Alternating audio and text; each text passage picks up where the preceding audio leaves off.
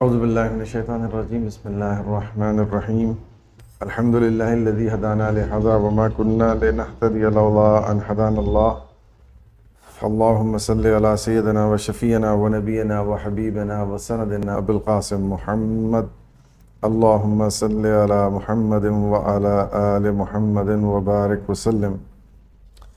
دیکھیے، اگر دنیا کے تمام لوگوں کو ہم کلاسیفائی کریں دو کیٹیگری میں، دو طرح کے لوگ ہوتے ہیں بنیادی طور پر۔ بہت امپورٹنٹ بات ہے، دھیان سے سنیے گا اس کو۔ ایک بت شکن اور ایک بت پرست، یعنی انسانوں کو ہم بہت مختلف طریقوں سے کلاسیفائی کر سکتے ہیں۔ پڑھے لکھے، بغیر پڑھے لکھے، بعلم اور بے علم ایک کیٹیگری ہم کیٹیگرائز کر سکتے ہیں۔ مرد اور عورت ہم کیٹیگرائز کر سکتے ہیں۔ مسلمس، نان مسلمس ہم کیٹیگرائز کر سکتے ہیں، گڈ، بیڈ۔ اسی طرح سے ایک کلاسیفیکیشن جو بہت زیادہ سمجھنے کی ضرورت ہے وہ ہے بت پرست اور بت شکن۔ یعنی ہر انسان دنیا کے اندر یا تو بت پرست ہے یا وہ بت شکن۔ ایک عیسائی بت پرست بھی ہو سکتا ہے، بت شکن بھی ہو سکتا ہے۔ ایک یہودی بت شکن بھی ہو سکتا ہے، بت پرست بھی ہو سکتا ہے۔ ایک ہندو بت پرست بھی ہو سکتا ہے، بت شکن بھی ہو سکتا ہے۔ اسی طرح سے ایک مسلمان بت پرست بھی ہو سکتا ہے اور بت شکن بھی ہو سکتا ہے۔ اصل میں چیلنج کیا ہے، لائف کا چیلنج کیا ہے؟ ان شارٹ ہم اگر سمجھنے کی کوشش کریں کہ یہ پورا جو ایک کھیل ہے دنیا میں، یہ جو گیم ہے کیا؟ بہت آسان زبان میں اگر اس کو سمجھنا چاہیں تو تمام دنیا کے انسانوں کے سامنے صرف یہی ایک چیلنج ہے کہ وہ اپنے آپ کو بت شکن ثابت کرتے ہیں یا بت پرست ثابت کرتے ہیں۔ اللہ تبارک و تعالیٰ کو جو مطلوب ہے وہ یہ ہے کہ دنیا کا ہر انسان بت شکن ہو۔ شیطان چاہتا ہے کہ ہر انسان بت پرست ہو۔ صحیح ہے، یہ ایک مقابلہ ہے۔ اب ذرا یہ سمجھنے کی کوشش کرتے ہیں کہ بت شکن اور بت پرست ہونے سے کیا مراد ہے۔ دیکھیے، اصل میں ریئلٹی کیا ہے، اس کو ایکسیپٹ کرنا پڑے گا۔ اللہ تبارک و تعالیٰ جب کسی بندے کو پیدا کرتا ہے، کسی بچے کو پیدا کرتا ہے، انسان کو بچے کی شکل میں، تو وہ ایک صاف سلیٹ کی مانند ہوتا ہے، صاف کورے پنے کے مانند ہوتا ہے۔ اس پہ کچھ لکھا نہیں ہوتا، وہ کورا کاغذ ہے۔ اب اس پر ماں باپ درج کریں گے، اس کورے پنے پر لکھنا شروع کریں گے والدین۔ اس لیے عیسائی کا بچہ عیسائی بنے گا، والدین اگر یہودی ہیں تو اس کو یہودی بنائیں گے، والدین اگر ہندو ہیں تو اس کو ہندو بنائیں گے، والدین اگر مسلم ہیں تو اس کو مسلم بنائیں گے۔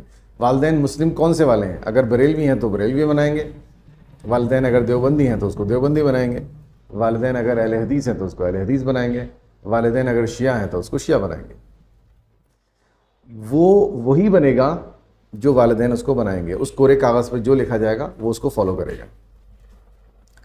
سائنٹیفیکلی بھی یہ بات پروون ہے کہ جو بچے کا ذہن ہوتا ہے وہ بتدریج فارم ہوتا ہے۔ آج سائنس الحمدللہ اس قابل ہوئی ہے کہ وہ اس بات کو جان سکے کہ انسان کا ذہن ڈیولپ کیسے ہوتا ہے۔ تو بہت امپورٹنٹ بات یہ ہے کہ اس کے مطابق 11 سال کی عمر میں آگے کا جو برین کا پارٹ ہے، جس کو کورٹیکس بولتے ہیں، وہ بننا سٹارٹ ہوتا ہے۔ 11 سال کی عمر میں کورٹیکس بننا شروع ہوتا ہے۔ کورٹیکس کیا ہے؟ یہ پورشن کورٹیکس جو ہے برین کا آگے کا، یہ ریشنلائزنگ کرتا ہے، ریشنلائزیشن کرتا ہے، یہ اینالائز کرتا ہے کیا غلط ہے کیا صحیح ہے۔ اس لیے 11 سال تک اللہ تبارک و تعالیٰ نے بچے کو مکلف نہیں رکھا، کیونکہ اللہ تبارک و تعالیٰ خالق کائنات ہے، اسی نے سارا پروسیس تیار کیا ہے۔ اسے معلوم ہے کہ 11 سال تک تو اس کے بھیجے میں وہ چیز ہی نہیں ہے، وہ پرزہ ہی نہیں ہے جو ان ساری باتوں کو سمجھ سکے کیا غلط ہے کیا صحیح ہے، کیا غلط ہے کیا صحیح ہے۔ ایٹ دی ایج آف 11 اور you can say after passing 11 years of age, یہ کورٹیکس اسٹارٹ ہوتا ہے بننا۔ کب تک بن کے تیار ہو جاتا ہے؟ سائنس کہتی ہے یہ پرسن ٹو پرسن تھوڑا سا ویری کرتا ہے، لیکن میکسیمم یہ 28 سال تک بھی جا سکتا ہے۔ کسی انسان کے اندر یہ 28 ایئرز تک بھی جا سکتا ہے۔ یعنی کسی انسان کے اندر ہو سکتا ہے کہ وہ 11 سال سے سٹارٹ ہو کر وہ 20 سال تک چلا جائے, ہو سکتا ہے کہ وہ 22 سال تک چلا جائے, ہو سکتا ہے 26 سال تک چلا جائے, کسی کے اندر 28. ابھی تک جو ریسرچ ہوئی ہے اس کے اعتبار سے 28 سال میکسیمم ایج ہے. 28 سال میں سائنس کے مطابق انسان, دنیا کے ہر انسان کا یہ کورٹیکس پورشن اپنے کمال کو پہنچ جاتا ہے, اپنے پرفیکشن کو پہنچ جاتا ہے. اس کے سے زیادہ گرو نہیں کر سکتا. جتنا گرو یہ ہو سکتا ہے ہو جاتا ہے. صحیح ہے. تو کافی بڑی مدت ہے 11 سال سے لے کر 28 سال. وہ جب 3rd اسٹینڈرڈ میں یا 4th 5th اسٹینڈرڈ میں جس کلاس میں بھی وہ 11 ایئرز آف ایج کو چھوئے گا, اس کے کویشچنز بہت زیادہ باریک ہونے شروع ہو جائیں گے. وہ اتنے عجیب و غریب کویشچنز کرنا شروع کرے گا, لیکن والدین قاصر ہوتے ہیں ان جوابات کو دینے سے, کیونکہ وہ اتنے خوبصورت, اتنے زیادہ امیر سوال ہوتے ہیں کہ اس کے لیے ایک پوری مکمل ٹریننگ چاہیے ان سوالوں کے جواب دینے کے لیے. تو اس کے ریئیکشن میں والدین اپنے آپ کو بے بس پاتے ہیں, اور بے بس پانے کی شکل میں ان کے پاس ایک ہی آپشن ہوتا ہے, اس بچے کو ڈانٹ دیا جائے. تو والدین سختی سے اس کو منع کر دیتے ہیں کہ اس طرح کی باتیں مت سوچا کرو. کیوں مت سوچا کرو؟ کیونکہ ان کے پاس جواب نہیں ہے. وہ ایکسیپٹ نہیں کریں گے کیونکہ ان کا اپنا فیلئر ظاہر ہو جائے گا. وہ بچے سے یہ نہیں کہہ سکتے بیٹا ہم نالائق ہیں, ہم نے اپنی لائف میں کچھ نہیں سیکھا, اس لیے تمہارا کویشچن تو بہت اچھا ہے لیکن ہم اس قابل نہیں ہے کہ اس کا آنسر کر سکے. اس لیے پلیز اس کویشچن کو کسی ایسے انسان سے پوچھو جو اس کا جواب دے سکتا ہے. اس کے بجائے وہ اپنی اس نالائقی کو, اپنی اس کم علمی کو ڈھانپنے کے لیے کیا کرتے ہیں؟ ڈانٹ دیتے ہیں, اس کو سختی سے منع کر دیتے ہیں کہ اس طرح کے سوال مت پوچھو. اس میں کیا وجہ ہے انسان کی فطرت ہے, وہ انسان اپنی برائی کو ایکسیپٹ آسانی سے نہیں کرتا. آدمی اپنی اچھائی کو فوراً ایکسیپٹ کر لے گا, لیکن جہاں کوئی برائی کی بات آئے گی تو اس کو جھجک آئے گی, کیونکہ یہ فطرت انسانی ہے کہ انسان برائی اپنے اندر پسند نہیں کرتا. جب نہیں کرتا تو وہ یہ کوشش کرتا ہے کہ کسی طرح سے دنیا کو کنونس کرے میرے اندر برائی ہے ہی نہیں. تو جہاں کوئی برائی سامنے آ جاتی ہے ایک دم ایکسیڈنٹلی, تو وہاں وہ ہڑبڑا جاتا ہے, اور ہڑبڑاہٹ اس کی جو آؤٹ کم ہوتا ہے اس ہڑبڑاہٹ کا وہ یہ ہوتا ہے کہ وہ اس چیز کو غصے سے, رتبے سے, روب سے فورس کرنے کی کوشش کرتا ہے, فورس بیک کرنے کی کوشش کرتا ہے. تو یہ فطرت انسانی کے مطابق جو والدین ہیں وہ ریئیکٹ کرتے ہیں بچوں کے سوال پر. وہ کہتے ہیں خاموش, کیا الٹی سیدھی باتیں سوچتے رہتے ہو. حالانکہ وہ الٹی سیدھی باتیں نہیں ہیں, وہ اوریجنل کویسچنز ہیں, وہ بہت خوبصورت کویسچنز ہیں. وہ کویسچنز ہیں جو اللہ تبارک و تعالیٰ نے فیڈ کر کے بھیجا ہے اس کو, کہ he will have to find an answer of this question. ہر انسان ان کویسچن کا جواب ڈھونڈے, یہ اللہ تعالیٰ نے چیلنج کے طور پر ہر انسان کے اندر ودیت کیا ہے. تو نیچرل کویسچنز ہیں وہ. اب 11 سال میں ظاہر ڈیولپ ہونا شروع ہوا ہے, اب پہلا کویسچن اس کے ذہن میں آیا ہے. جیسے جیسے یہ ڈیولپ ہوتا چلا جائے گا اس کے کویسچنز بھی اور زیادہ خطرناک ہوتے چلے جائیں گے, الا یہ کہ اس کو شروع میں ہی نہ دبایا جائے. اگر شروع میں ہی اس کو بائی فورس دبا دیا جاتا ہے اور اس کو ڈرا دیا جاتا ہے تو اس کے اندر ایک طرح کی ہچک پیدا ہو جاتی ہے اب آگے کویشچنز کرنے میں. کویشچنز تو آتے ہیں اس کے دماغ میں, ابھی بھی آتے ہیں, پہلے سے زیادہ آتے ہیں, لیکن اب وہ ہمت نہیں کر پاتا ان کویشچنز کو کرنے کی, کیونکہ پہلا اس کا ایکسپیرینس بڑا تلخ تھا. اس کو ڈانٹ دیا گیا تھا, اس کو خاموش کر دیا گیا تھا اس رعب سے جو والدین کا اولاد کے اوپر ہوتا ہے. تو اب وہ ان کویسچنز کو دبا دیتا ہے, کیونکہ اس کے ذہن میں کہیں نہ کہیں سب کانشیس مائنڈ میں یہ ہے کہ یہ کویسچنز پوچھنے کے لائق نہیں ہے. اب وہ کویسچن نہ صرف یہ کہ والدین سے نہیں کرتا, کسی سے بھی نہیں کرتا, کیونکہ اسے ڈر ہے جب میرے والدین ہی ان کویسچنز کو ایکسیپٹ نہیں کر رہے ہیں تو دنیا میں کون کرے گا. والدین سے زیادہ قریب کون ہوتا ہے بچے کے. تو بچہ سب سے زیادہ سیکیور محسوس کرتا ہے, سب سے زیادہ انفارمل محسوس کرتا ہے اپنے والدین کے ساتھ. جب والدین سب سے زیادہ انفارمل, سب سے زیادہ کلوز ہستی ہونے کے باوجود اس بچے کے ان کویشچنز کو آنسر کرنے کے بجائے سختی کا مظاہرہ کر رہے ہیں, تو اس بچے کے سب کانشیس مائنڈ میں کہیں نہ کہیں یہ آ جاتا ہے کہ اب میں یہ کویشچنز اگر کسی غیر انسان سے پوچھوں گا تو ہو سکتا ہے وہ تو مار ہی بیٹھے مجھے, ہو سکتا ہے کہ وہ چپل ہاتھ میں لے لے, ہو سکتا ہے وہ ڈنڈے سے میری پٹائی کر دے. تو اب وہ اس کے اندر جو یہ ہیسیٹیشن ہے یہ اس کو ان کویشچنز کو باہر نہیں لانے دے گی. حالانکہ کویشچنز بہت امیزنگ ہیں اس کے, لیکن وہ اب کویشچن کرنا چھوڑ دے گا. اندر ہی اندر کویشچنز اس کے چلتے رہیں گے, اور وہ ان کویشچنز کے نتیجے میں کیا ہوگا, ایک ڈیفیڈنس پیدا ہونا شروع ہو جائے گا. ایک ڈاؤٹ پیدا ہونا شروع ہو جائے گا. وہ والدین کے کہنے سے نماز تو پڑھے گا لیکن ڈاؤٹس کے ساتھ, کیونکہ والدین نے اس کے نیچرل انسٹنکٹ کو دبا دیا, اس کے کوشچنس کو آنسر نہیں کیا. اب اس کے کوشچنس کو آنسر نہ کرنے کا آؤٹ پٹ یہ ہے کہ اس کے اندر ڈاؤٹ پیدا ہو گئے تو وہ اس کی جو ایسنس ہے, اس کا جو اصل روح ہے عبادت کی, وہ اس سے محروم ہو گیا. دل میں ارج نہیں ہے کیونکہ ڈاؤٹس نہیں کلیئر ہوئے. اب صرف وہ اپنے لیے کیا رائے عمل اختیار کرے گا, وہ اندر ہی اندر.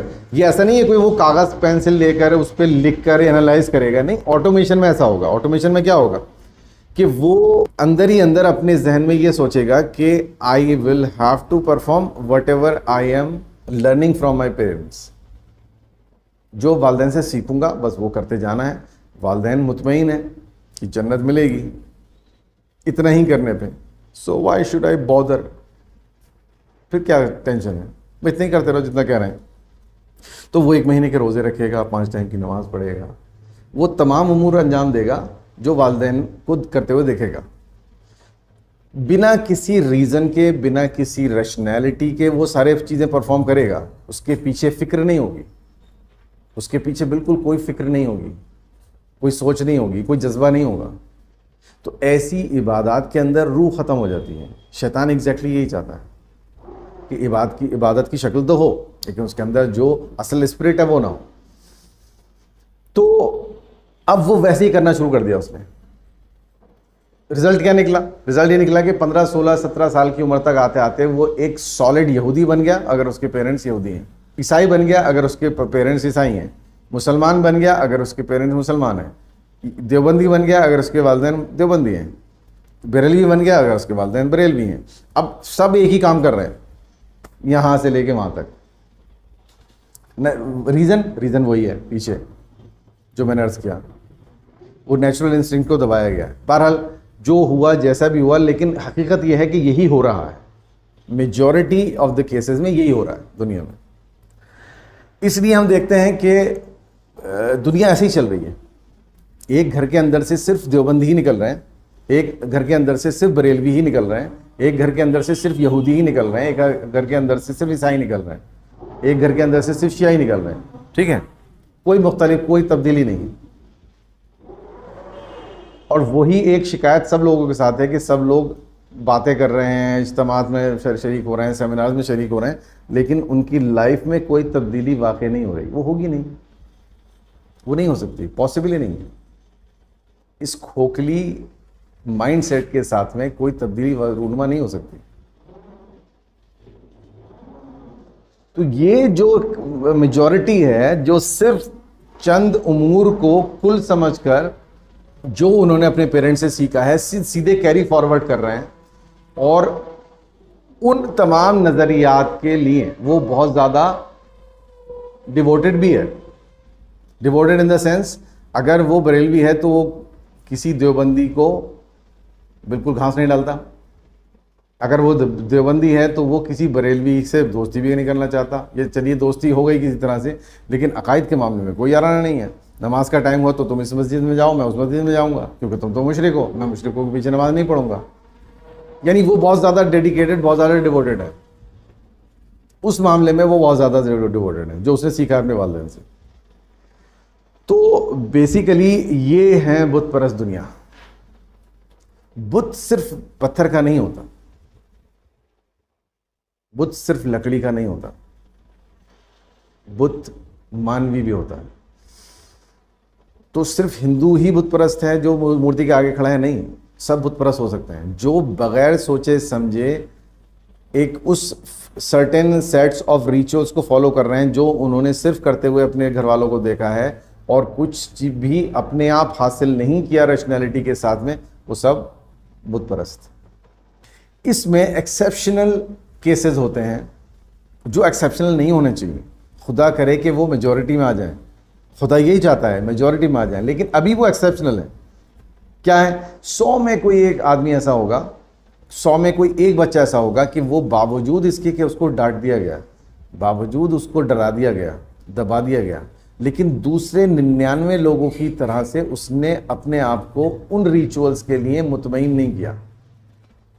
جیسے 99 نے یہ طے کر لیا کہ جو گھر والے کریں گے وہی کرتے رہیں گے، اس نے کہا نہیں، ایسے مزہ نہیں آئے گا، ایسے مزہ نہیں آئے گا، کرنا ہے تو دل سے کرنا ہے ورنہ کرنا ہی نہیں۔ اب وہ کسی سے کہہ نہیں رہا، وہ خاموشی سے اینالائز کر رہا ہے۔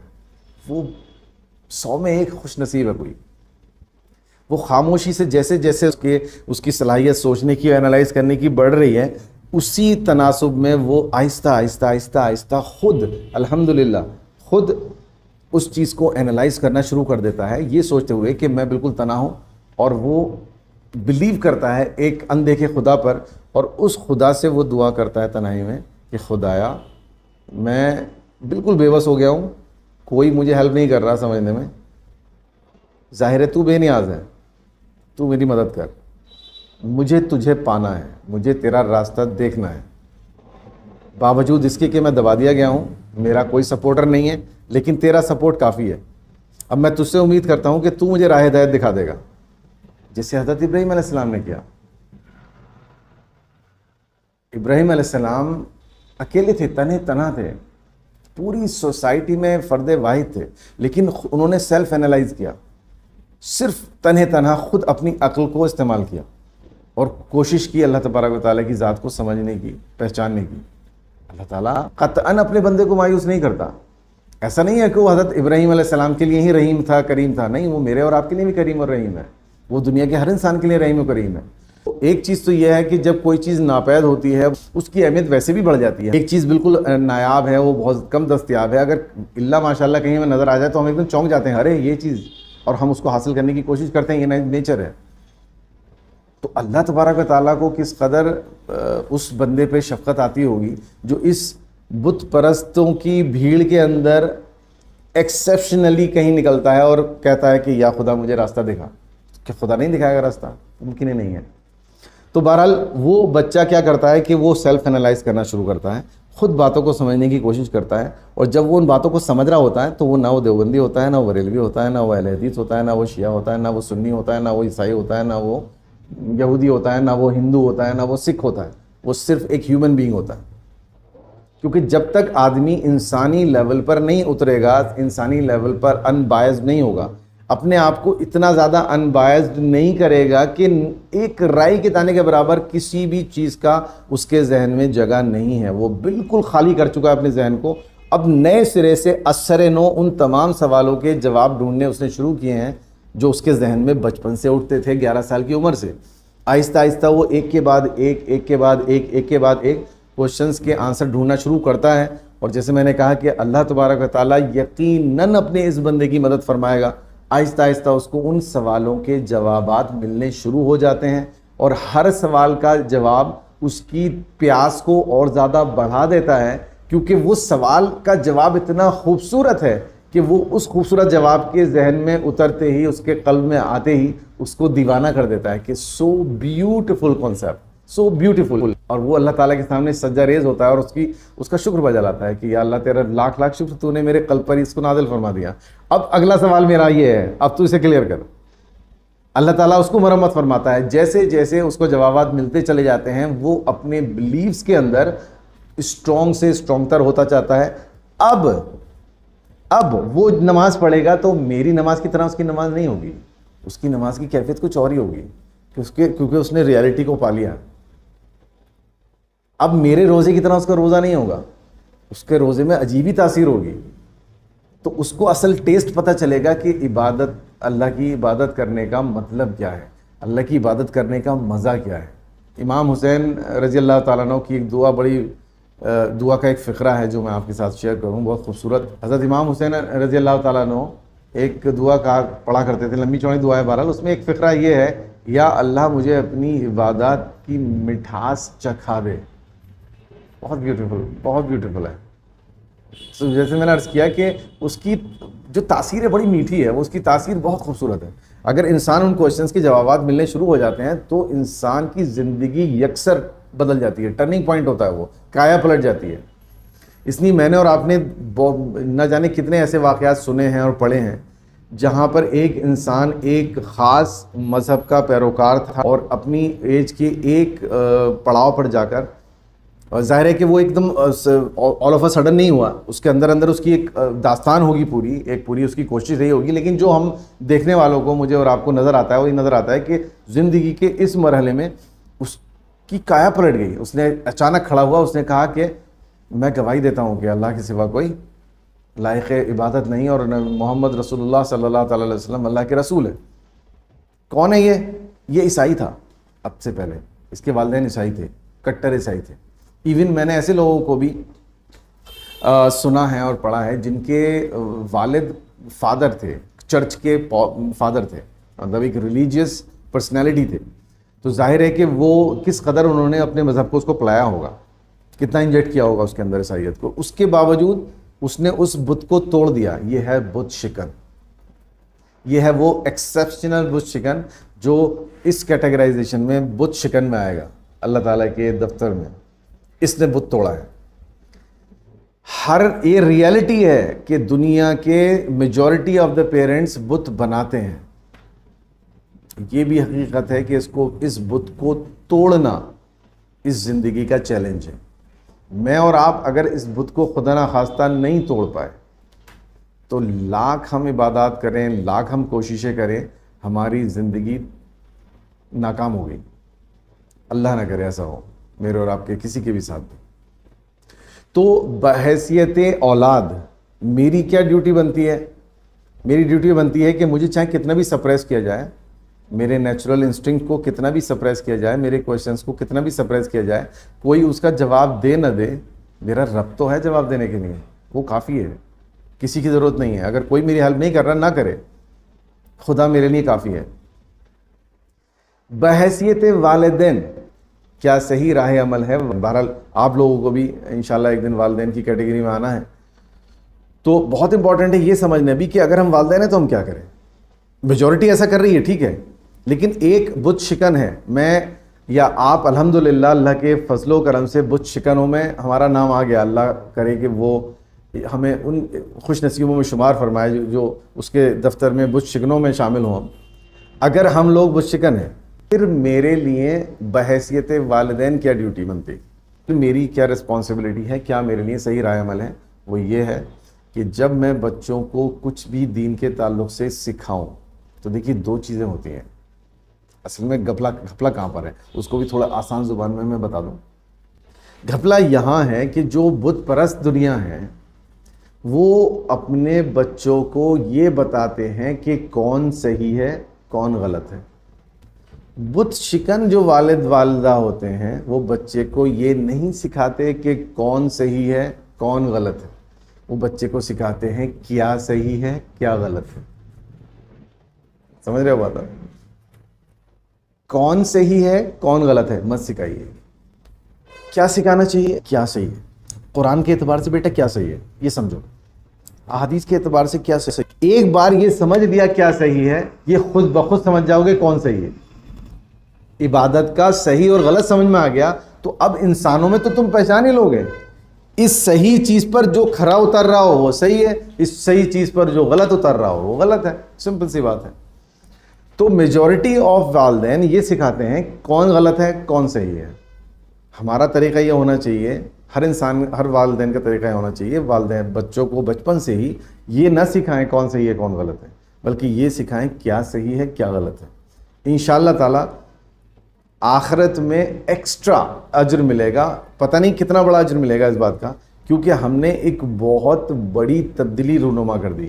ہم نے ایک بچے کو بت پرست ہونے سے بچا لیا. ہم اسے بچپن سے ہی بت شکن بنا رہے ہیں. اگر کوئی والدین ایسے خوش نصیب والدین ہیں جو بچپن سے بچے کو یہی سکھا رہے ہیں کیا غلط ہے کیا صحیح ہے، وہ یہ نہیں سکھا رہے کون صحیح ہے کون غلط ہے. جب بچہ پوچھتا ہے اس کے تعلق سے وہ کہہ دیتے ہیں یہ خود فائنڈ کرو. We are not going to tell you this, who is right, who is wrong. This is your responsibility to find yourself. کون صحیح ہے کون غلط ہے یہ تمہاری ذمہ داری ہے، تم سوچتے رہنا. ہم تمہیں سکھائیں گے کیا غلط ہے کیا صحیح ہے. انشاءاللہ تعالیٰ ایک بہترین ایک عظیم ہستی پیدا ہوگی، ایک عظیم ہستی پروان چڑھے گی اگر بچے کو اس طرح سے ہم تعلیم بچپن سے دینا شروع کرتے ہیں. اس کو یہ قطعی نہیں بتانا ہے کون صحیح ہے کون غلط ہے. ایون اگر وہ کسی ایسے شخص کا نام بھی لیتا ہے جس کی میں بہت ریسپیکٹ کرتا ہوں، میں بہت زیادہ اس کا معتقد ہوں, میں اس کو بہت صحیح مانتا ہوں. بنیاد میری بھی تعصب نہیں ہے, بنیاد میری بھی ریشنلٹی ہے, کیونکہ میں بھی الحمدللہ بت شکن ہی ہوں. میں کسی ایسی ہستی کو مانتا ہوں جس کو میرے والد نے متعارف نہیں کروایا, میرے چاچا نے, میرے محلے والوں نے, میرے گھر والوں نے متعارف نہیں کروایا, میرے دوستوں نے متعارف نہیں کروایا, میرے مولانا نے متعارف نہیں کرایا. میں نے خود اس کرائیٹیریے پر, اس الہی کرائیٹیریے پر جو قرآن کی شکل میں اللہ تبارک و تعالیٰ نے مجھے دیا ہے, اس کرائیٹیریے پر میں نے کسی کو جج کیا اور اس کو بالکل سالڈ پایا. اب میں اس کا معتقد اس لیے ہوں کیونکہ قرآن کے اعتبار سے وہ ٹرو ہے, قرآن کے اعتبار سے میں نے اسے کھرا پایا ہے. اس لیے میں ایک بالکل ریشنل طریقے سے اس کو مانتا ہوں. ایون ان دس سچویشن میں اپنے بچے سے کہوں نہیں بیٹا یہ آپ ہی فائنڈ کرو, اگر یہ صحیح بھی ہے تو وہ اس کا صحیح ہونا بھی تم خود ہی فائنڈ کرو, میری بات مت مانو. یقیناً اگر وہ صحیح ہے اور میں بت شکن ہوں الحمدللہ اور میں نے اس کو صحیح پایا ہے, میرا بچہ بھی اس کو صحیح ہی پائے گا, کیونکہ جو صحیح ہے وہ سب کے لیے صحیح ہے, جو غلط ہے وہ سب کے لیے غلط ہے. الٹیمیٹلی وہ بھی ایک دن یہی سوچے گا کہ یار یہ آدمی بڑا امیزنگ ہے, لیکن وہ یہ اس لیے نہ سوچے کہ اس کا باپ یہ سوچتا تھا, وہ اس لیے سوچے کیونکہ اس نے خود سمجھا ہے. یہ ہے صحیح رائے عمل والدین کے تعلق سے. خدا کرے کہ ہماری میجورٹی اس بات کو سمجھے اور اس طرح سے اپنی اولاد کو سکھائے اور اس طرح سے اپنی اولاد کو پروان چڑھائے. بہت بہت امپورٹنٹ بات ہے, میں بفضل تعالیٰ الحمدللہ بھی ذہن میں آئی ہے, ایک دم اسٹرائک کی ہے, بہت خوبصورت بات ہے, اس کو سمجھنے کی کوشش کریے. دیکھیے عیسیٰ علیہ السلام, موسیٰ علیہ السلام اور تمام دوسرے نبی اور نبی کریم صلی اللہ تعالیٰ علیہ وسلم سب رسول, لیکن ایک بات پر غور کریے, بہت امپورٹنٹ ہے. موسیٰ علیہ السلام کو توریت دی گئی بعثت کے بعد, یعنی رسول پہلے ہی ڈکلیئر کر دیا گیا, ان کے ماننے والے ان پہ پہلے ہی مان لے آئے, توریت کے نازل ہونے سے پہلے ہی. ابھی سب لوگ جانتے ہو وہ پورا واقعہ ہے کہ دربار فرعون میں جا کر موسیٰ علیہ السلام نے اعلان نبوت کیا اور اس کی نشانیاں ظاہر کیں, اور وہ جادوگر بلائے گئے اور جادوگر سجدے میں گر گئے, اور وہ تمام تفصیلات ہیں. پھر غرق کر دیا گیا قوم فرعون کو. تو بنی اسرائیل کو لے کر وہاں سے چلے گئے ہیں موسیٰ علیہ السلام. تو بنی اسرائیل انہوں نے دعویٰ رسالت بھی پیش کر دیا, رسول تو ہو گئے وہ, بنی اسرائیل ان کے اوپر ایمان بھی لے آئے, تو نبی رسول ہیں وہ, ان کی پوری امت ہے. کتاب نہیں ہے, توریت نہیں ہے. اس کے بعد توریت نازل ہوئی ہے جب اللہ تبارک و تعالیٰ نے کوہ طور پر موسیٰ علیہ السلام کو دعوت دی ہے 40 دن کے لیے. اور وہ پورا واقعہ ہے جو سامری نے بچڑا بنا لیا اور اس نے ان کی غیر موجودگی کا فائدہ اٹھاتے ہوئے لوگوں کو گمراہ کرنے کی کوشش کی, وہ آپ کو پتہ ہے. نبی کریم صلی اللہ تعالی علیہ وسلم کی بعثت سے پہلے نازل ہو گیا قرآن. ابھی رسول کو ڈکلیئر نہیں کروایا کہ تم اپنی رسالت کا اعلان کر دو. اقرا بسم ربک الذی خلق نازل ہو گئی, کتاب کا نزول شروع ہو گیا. نہ کوئی امتی ہے, نہ اعلان نبوت ہے, نہ اعلان رسالت ہے, کچھ نہیں ہے. یہ بہت امتیازی بات ہے نبی کریم صلی اللہ علیہ وسلم کی رسالت میں اور دوسرے نبیوں کی رسالت میں. نزول پہلے ہوا, رسالت کا اعلان بعد میں ہوا. دوسرے رسولوں میں اعلان رسالت پہلے ہوا, نزول بہت بعد میں ہوا, کتاب کا نزول بعد میں ہوا.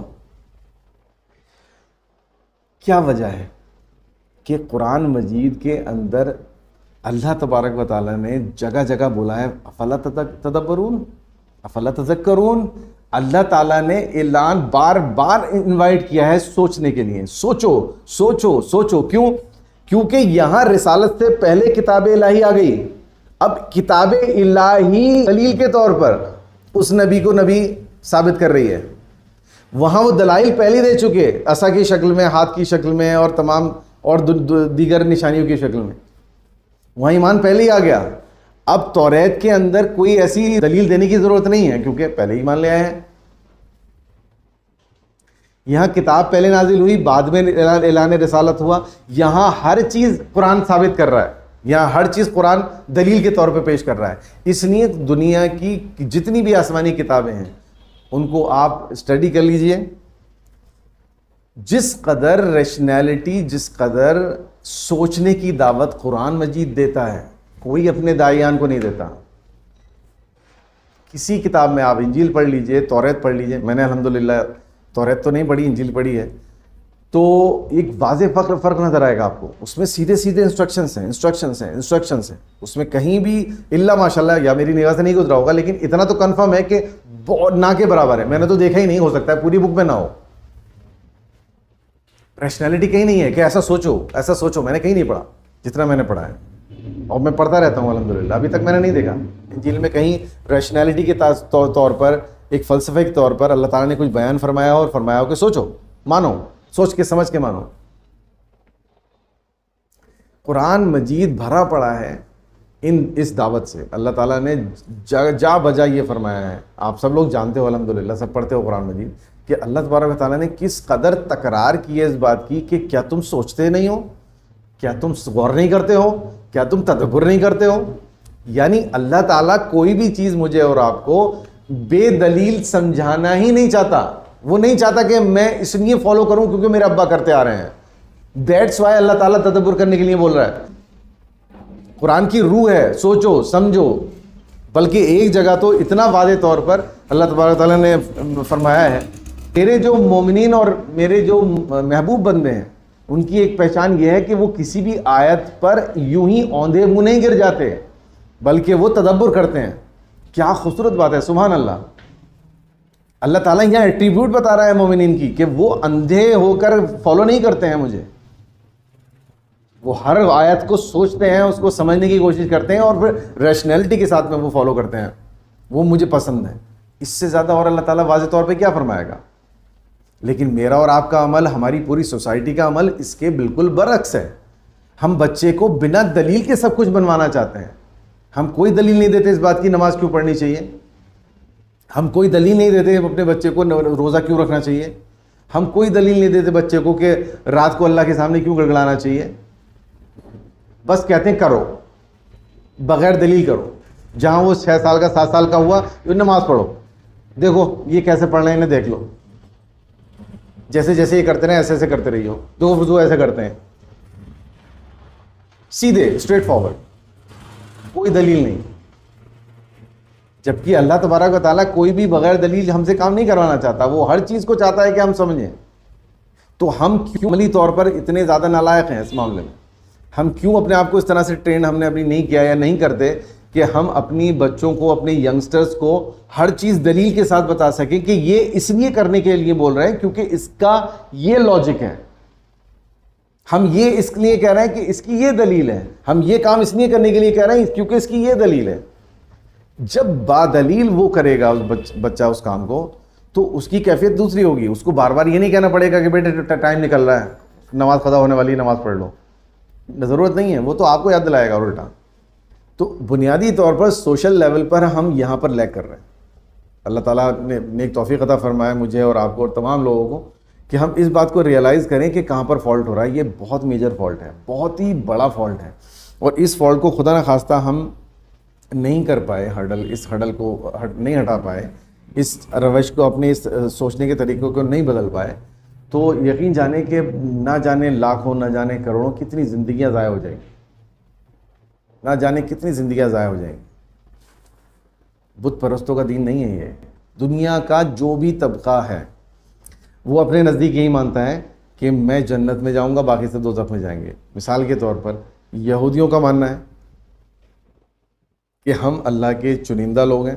ان کا بنیادی سوچ ہے یہ کہ یہودی چنے ہوئے لوگ ہیں, اللہ نے چن لیا ہے یہودیوں کو, اور ہمیں تو کوئی شر پہنچ ہی نہیں سکتا, ہمیں تو دوزخ کی آگ چھو بھی نہیں سکتی. یہ ان کا عقیدہ ہے. جو غیر یہودی ہیں وہ ان کے لیے دوزخ بنی ہیں, وہی دوزخ میں جائیں گے. عیسائیوں کا ماننا ہے کہ عیسیٰ علیہ السلام نے اپنی جان دی سولی پر چڑھ کر, تو انہوں نے گویا پوری دنیا کے تمام عیسائیوں کے گناہوں کا کفارہ ادا کر دیا. اب ہم بری ذمہ ہو گئے ہر گناہ سے. ہم جو بھی غلطیاں کرتے ہیں, مرڈر کریں, جھوٹ بولیں, غیبت کریں, دھوکہ دیں, وہ ساری غلطیاں ایک ساتھ معاف ہو چکی ہیں کیونکہ عیسیٰ علیہ السلام نے اپنے آپ کو سولی پہ چڑھا کے ہم سب کو معاف کروا دیا. ہمارے فیوچر کے گناہ بھی معاف ہو گئے. ان کا یہ عقیدہ ہے. ہم تو دوزخ میں جا ہی نہیں سکتے. مسلمانوں کی اگر بات کریں تو مسلمز ایز اے ہول یہ کہتے ہیں کہ بھئی مسلمز ہی ہیں جو جنت میں جائیں گے, باقی نہ کوئی عیسائی جائے گا, نہ کوئی یہودی جائے گا, نہ کوئی ہندو جائے گا, نہ کوئی سکھ جائے گا, سب دوزخ میں جانے ہیں. مسلمز کے اندر بھی ڈفرینٹ فیکشنز کے تعلق سے بات کریں تو سنی کہتا ہے ایز اے ہول بگ، تھوڑی پکچر ہم دیکھیں کہ وہ کہتا ہے کہ اہل تشیع شیعہ کا تو نام ہی دوزخی ہے، وہ تو دوزخ میں جانا کنفرم ہے. کسی اہل تشیع کی محفل میں بیٹھ جائیں، اس سے پوچھیں، وہ کہیں گے کہ سنی تو 100%، ایک بھی سنی جنت میں نہیں جائے گا، سارے کے سارے دوزخی ہیں. کسی بریلوی محفل میں بیٹھ جائیں، ان سے سوال کر لیں یا ان کے رجحان جاننے کی کوشش کریں، وہ کہتے ہیں بس 72 فرقے ہونے ہیں، اس میں سے ایک فرقہ ہے اہل سنت والجماعت بریلوی، وہ جنت میں جائیں گے، باقی سب دوزخ میں جائیں گے. دیوبندی محفل میں بیٹھ لیں، دیوبندی لوگوں سے غور و فکر کریں، ان سے تبادلہ خیال کریں، وہ کہتے ہیں مشرک ہیں وہ لوگ، تو تمام مشرک ہیں، ہندو عیسائی بھی مشرک، یہودی بھی مشرک، ہندو بھی مشرک، سکھ بھی مشرک، بریلوی بھی مشرک. مشرک تو دوزخ میں جائے گا، میں جنت میں جاؤں گا. Everybody claims the same.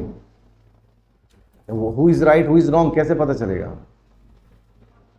Who is right, who is wrong. حقیقت کچھ بہت مختلف ہے. حقیقت وہی ہے جو میں نے آپ کے سامنے عرض کی کہ اللہ تبارک و تعالیٰ کے یہاں یہ ٹیگ نہیں چلتا دیوبندی، بریلوی، شیعہ، سنی، اہل حدیث، سلفی، فلاں فلاں فلاں، وہاں ٹیگ نہیں چلتا. وہاں پر چلتے ہیں اصول. کن اصولوں پر زندگی گزاری ہے؟ بت توڑ کر آئے ہو یا بت پال کر آئے ہو، ٹیگ جو بھی ہو تمہارا، تم نے خود اپنی فکر سے، اپنی کوششوں سے خدا کو پایا ہے، خدا کے کانسیپٹ کو پایا ہے، اس تک رسائی حاصل کی ہے. کسی بھی فرقے سے ہوئے تو بت شکن جنت. اپنا اپنا سب کا نظریہ ہے، یہ میرا نظریہ ہے. اللہ تبارک و تعالیٰ ہی بہتر جانتا ہے کون صحیح ہے کون غلط ہے. بہرحال ہم اپنی پوری ایمانداری سے بات کو سمجھنے کی اور سمجھانے کی کوشش کرتے ہیں کہ اللہ تعالیٰ محفوظ رکھے اس بات سے کہ کوئی غلط بات میں آپ کو کنوے کروں اور آپ اس چیز کو ایکسیپٹ کرو. بہرحال جتنا زیادہ آپ اس تعلق سے سوچو گے قرآن مجید کی نگاہ سے، احادیث مبارکہ کی نگاہ سے، آپ کو یہی نظر آئے گا کہ کھیل یہی ہے بت شکن اور بت پرست ہونے کا. بت شکن ہے تو زبردست ہے، کامیاب ہے زندگی، اور بت پرست ہے تو تباہی ہے. پھر جب تک زندگی ہے دنیا میں اس فریب کے ساتھ جیتے رہیں گے، خدا نخواستہ جس دن آنکھیں بند ہوں گی سب حقیقت پتہ چل جائے گی، ہم کتنے بڑے مباحث ہیں اور کتنے بڑے جنتی ہیں. کوئی کنفیوژن باقی نہیں رہے گا. اور اسی لیے اللہ تبارک و تعالیٰ نے قرآن مجید میں یہ فرمایا کہ اے ایمان والو ایمان لاؤ، یا ایھا الذین آمنوا آمنوا. اس کا لاجک بھی سمجھ میں آ جاتا ہے. بیسیکلی کیا ہوتا ہے کہ جب آپ ایک صحیح چیز سوچتے ہو وہ کہیں بھی کسی بھی چیز سے نہیں ٹکرائے گی، کیونکہ صحیح اور صحیح کبھی ٹکرا ہی نہیں سکتے. صحیح ہمیشہ غلط سے ٹکراتی ہے، غلط سے بھی ٹکرا سکتی ہے، کیونکہ غلط بہت طریقے کے ہوتے ہیں. جیسے ایک عالم دین انہوں نے کہا کہ سچ ایک ہوتا ہے اور جھوٹ ہزاروں ہوتے ہیں، لاکھوں ہوتے ہیں. تو جھوٹ کا جھوٹ سے تصادم ممکن ہے، سچ کا سچ سے تصادم ممکن نہیں ہے، کیونکہ سچ تو اکیلا ہے، وہ کہیں بھی نہیں ٹکرائے گا. تو اگر آپ کی سوچ صحیح ہے تو وہ ایک آیت نہیں، 2 آیت نہیں، 3 آیت نہیں، قرآن مجید کی تمام آیات اس کی تائید کریں گی، تصدیق کریں گی کہ آپ صحیح سوچ رہے ہو. تو یہ میری اور آپ کی ڈیوٹی ہے کہ جب ہم کوئی چیز سوچتے ہیں اور ہم سمجھتے ہیں کہ یہ صحیح ہے تو ہم اس کو قرآن مجید کی کسوٹی پر پرکھ کر دیکھیں، چیک کر کے دیکھیں کہ ہم غلط تو نہیں سوچ رہے ہیں، کہ خدا نخواستہ ہماری ذہن میں وسوسہ ہو شیطان کا. ہو سکتا ہے، کیونکہ شیطان نے یہ بھی تو وعدہ کیا ہے کہ میں تیرے نام سے بہکاؤں گا. خدا نخواستہ ہمیں وہ اللہ کے نام سے بہکا رہا ہو. تو اس کا بہترین جواب یہی ہے، اللہ تعالیٰ فرماتا ہے کہ یہ ہے کتاب، یہاں آ جاؤ، یہ صراط مستقیم ہے، اس پہ چیک کر کے دیکھو تم صحیح سوچ رہے ہو غلط سوچ رہے ہو. غلط سوچو گے جگہ جگہ پر ٹکراؤ ہوگا، صحیح سوچ رہے ہوگے کہیں ٹکراؤ نہیں ہوگا. تو اللہ تبارک و تعالیٰ یوں فرمانا یا ایھا الذین آمنوا آمنوا، اے ایمان والو ایمان لاؤ، یہ بھی اس بات کی تصدیق کرتا ہے کہ ایمان کوئی موروثی طور پر والدین سے ملنے والی چیز نہیں ہے. ورنہ اللہ تعالیٰ کیوں کہتا ہے ایمان والو ایمان لاؤ؟ اس کا مطلب یہ ہے، ایمان والوں سے ہی ایمان کا مطالبہ کرنے کا کیا مطلب ہے؟ او پیپل، او لوگوں، انسانوں جو اپنے آپ کو یہ دیوبندی کہتے ہو، بریلوی کہتے ہو، سلفی کہتے ہو، مسلم کہتے ہو، شیعہ کہتے ہو، سنی کہتے ہو، اب حقیقتاً مسلم ہو جاؤ. سارے بت توڑ کر مجھے حاصل کرنے کی کوشش کرو، تب حقیقت تمہارے سمجھ میں آئے گی. تب وہ جو ایمان حاصل ہوگا وہ حقیقی ایمان ہوگا.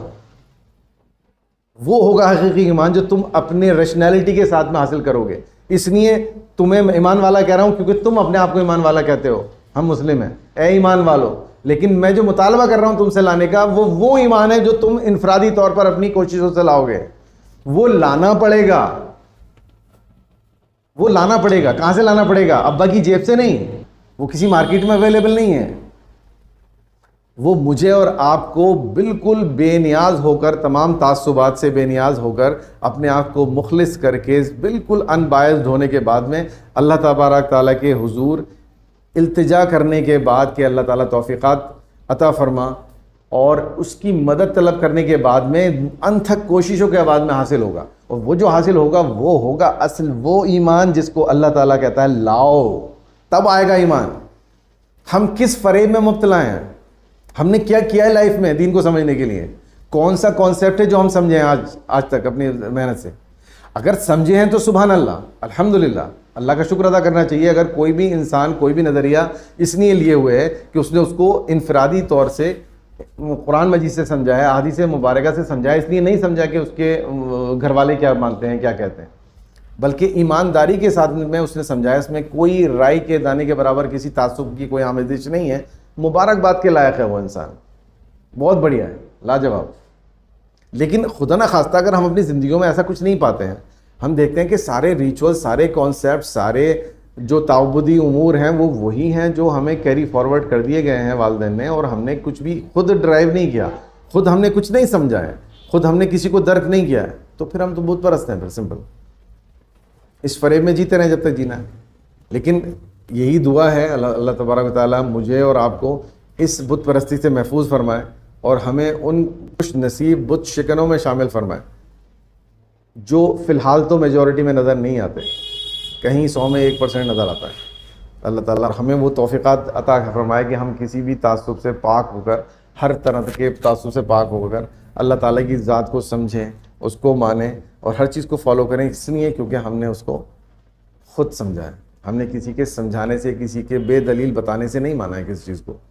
پھر میرے اندر وہ صلاحیت پیدا ہوگی کہ میرا بچہ جب مجھ سے سوال کرے گا تو میں گھبراؤں گا نہیں اس سوال سے، کیونکہ میں تو اس سوال کا سامنا میں بھی کر چکا ہوں. جب میں 11 سال کا تھا تو میرے ذہن میں بھی وہی سوال آیا تھا جو اس بچے کا ہے، کیونکہ وہ تو نیچرل ہے نا، وہ ڈیفرنٹ نہیں ہوگا. مجھے نہیں بتایا گیا تھا، لیکن بفضل ہی تعالی میں نے اس کو پا لیا. Now I am able to answer this question. Now I am able to face this question with confidence. تو میں اب اپنے بچے کو نہیں ڈانٹوں گا، میں اپنے بچے کی پیٹھ تھپتھپاؤں گا، شاباش بیٹا، اٹس اے گڈ کویسچن، بہت اچھا سوال کیا تم نے. اور پھر میں اس کو بتاؤں گا سوال کا جواب کہ اس کا جواب بیٹا یہ ہے. اب اس کی حوصلہ افزائی کی میں نے، اب اس کا دل اتنا بڑا ہو جائے گا. اب وہ آگے آنے والے کویشچنس میں ڈرے گا نہیں، اس کے اندر کانفیڈنس آ گیا کہ میرا باپ جو ہے مجھے ڈانٹتا نہیں ہے، میری پیٹھ تھپتھپاتا ہے. اب وہ بے باک ہو کر پوچھے گا کہ ابو ایک سوال یہ بھی ہے، ابو ایک سوال یہ بھی ہے، اور آپ درجہ بدرجہ اس کے سوالوں کے جواب دیتے جاؤ گے. اس بات کو محسوس کرنا چاہیے کہ اللہ تعالیٰ نے ان بے شمار نعمات سے نوازا ہے جن کو ہم ڈیزرو نہیں کرتے. اس کے لیے سجدہ کرنے کے لیے وہ تمام احسانات کافی ہیں جو میرے آپ کے اوپر اس نے کیے ہیں، بے شمار، جن کو گن بھی نہیں سکتے ہم لوگ. تو وہ ذہن میں ہی نہیں آنا چاہیے کہ جنت ملے گی نہیں ملے گی، یار ملے نہ ملے وہ اللہ کی مرضی ہے. لیکن اللہ ایسی ذات ہے کہ اس کو دل چاہتا ہے اس کے سامنے سجدہ زمین پہ رکھے اور آدمی پڑا رہے، اس کا شکر ادا کرتا رہے، اس کی بڑائی بیان کرتا رہے، کیونکہ وہ ذات اتنی مبارک، اتنی رحیم ذات ہے. اس نے کس قدر احسانات ہم پہ کیے ہیں. That is sufficient for a سجدہ، that is sufficient for a رکوع. اب وہ اپنے فضل سے کیا کیا انعام دے دے وہ اس کی مرضی. تو یہ ہے تمام جو پیچیدگیاں ہیں نا، ہم جیسے آپ نے شروع میں سوال میں عرض کیا، یہ تمام پیچیدگیاں جو ہیں وہ اسی لیے پیدا ہو رہی ہیں کیونکہ ہم نے اپنا جو ایک جنرل سائیکی ہے ہماری سوسائٹی کی، وہ بڑی گندی ہو چکی ہے. اس کے اندر بہت فالٹس ہیں. جب تک ان فالٹس کو ہم کلیئر نہیں کرتے ہیں، اور ظاہر ہے کہ ہم اس بات کے لیے نہ تو مکلف ہیں کہ پوری سوسائٹی کو چینج کر دے، اور نہ ہی ہمارے اندر وہ کیپیسٹی ہے. اور اللہ تعالیٰ نے نبیوں کو، رسولوں کو بھی اس کے لیے مکلف نہیں ٹھہرایا ہے. اللہ تعالیٰ قرآن مجید میں نبی کریم صلی اللہ علیہ وسلم سے فرماتا ہے کہ اے رسول تم تو ان کی فکر میں، ان کی ہدایت کی، ان کے غم میں اپنے آپ کو گھلا ہی بیٹھو گے. تو یقین جانو کہ تمہارا کام صرف پہنچا دینا ہے، ہدایت میں دیتا ہوں. تو جس چیز کے لیے نبی اور رسول مکلف نہیں ہوئے، میں اور آپ مکلف نہیں ہیں. لیکن ہم اور آپ اپنی ذات کے لیے مکلف ہیں، ہم اور آپ اپنی ذات کے لیے مکلف ہیں. وہ ہمیں کرنا پڑے گا، اس سے کوئی راہ فرار نہیں ہے. اس میں ہم کوئی ڈنڈی نہیں مار سکتے اس لیے کہ ہم کیا کرتے ہیں، ہمارے باپ نے یہی سکھایا تھا، ہم کیا کرتے ہیں، ہماری اماں نے یہی سکھایا تھا. وہی تو قرآن مجید میں اللہ تعالیٰ یہود و نصارہ کے لیے کہتا ہے کہ وہ لوگ کہتے ہیں کہ اے رسول ہم تو اسی دین پر عمل کریں گے جو ہم نے اپنے باپ دادا کو پایا ہے جس پر. تو اگر میں اور آپ بھی ایسی بلائنڈلی فالو کر رہے ہیں تو مجھ میں اور اس یہودی میں کیا فرق رہ گیا تھا؟ پھر اللہ تعالیٰ کیوں فرما رہا ہے مجھے قرآن مجید میں؟ اس لیے کہ تمہارا اگر یہ اسٹیٹمنٹ ہوا تو تم بھی مختلف نہیں ہو, تمہارا انجام وہی ہوگا جو ان کا ہے. تو you need to be different. You shouldn't say I have to follow my parents and my grandfather and father. No, you will have to think yourself, you will have to choose your path yourself. This is your duty. دوسری چیز, last بات کیا کہ اپنی بات کو ختم کرتے ہیں کیونکہ ٹائم بھی کافی ہو گیا, کہ ایک بات ہمیشہ یاد رکھیے, وہ کہیں نہ کہیں شیطان ہمیں بہکانے کی کوشش کرتا ہے.